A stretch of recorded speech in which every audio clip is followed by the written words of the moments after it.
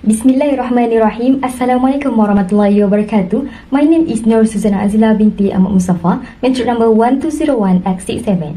In this video, my friend Najwa and I will share with you an article titled Quranic Education for Deaf Students in Malaysia, Implementation and Challenges.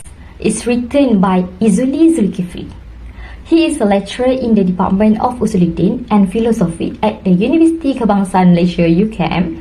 In the article was published in the journal Nadwa, Islamic Education Journal in 2022, Volume 16, Issue 1 on April 12, 2022. For further explanation about the author, Izuli Zulkifli is currently a lecturer at the Faculty of Islamic Studies, University Kebangsaan Malaysia UKM. He had studied for a bachelor's degree in Islamic Studies at UKM, a master's degree in comparative religion at the University of Birmingham, and a PhD in Islamic Studies at UKM. He has published a number of research papers in academic journals and presented papers at conferences. His research interests, as listed on their website, include Quranic studies, Islamic education, religious education for special needs students, and Islamic ethics.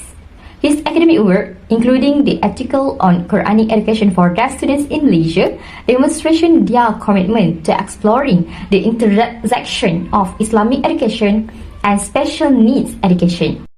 Now, let's move to the content review for this article. First, the purpose of the study. The article aims to examine the implementation and challenges of Quranic education for deaf students in Malaysia. Second, the main concept of the study is Quranic education for deaf students, and the theme of study revolves around the challenges faced by deaf students in Quranic education in Malaysia, including the use of technology, lack of qualified teachers, and social barriers. Third, theory used in this article does not explicitly mention. Next is the method of the study. The study uses a qualitative research method.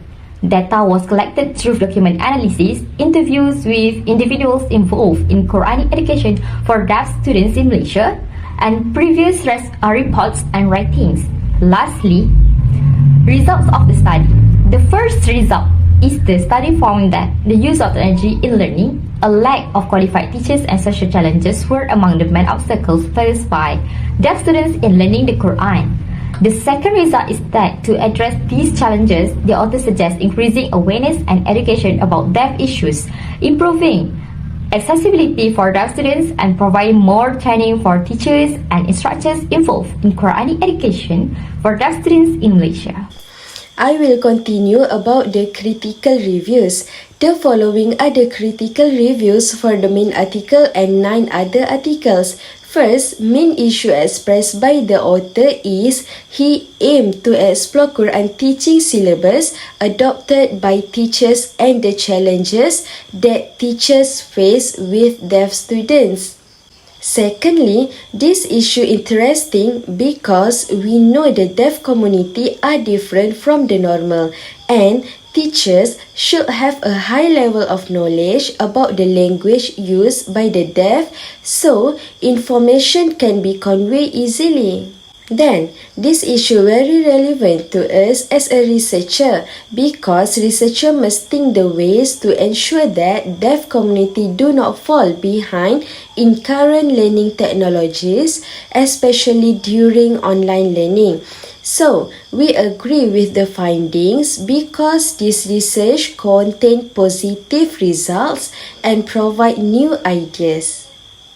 Besides that, research question answered by the researcher with he highlighting the importance considering the needs of deaf community and emphasizes of educators to use the right method and skills to deaf students.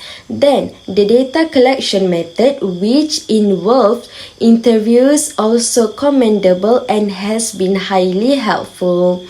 Then, this article very capable of changing our perspective because had a significant impact on the perspective regarding the daily needs of deaf individuals.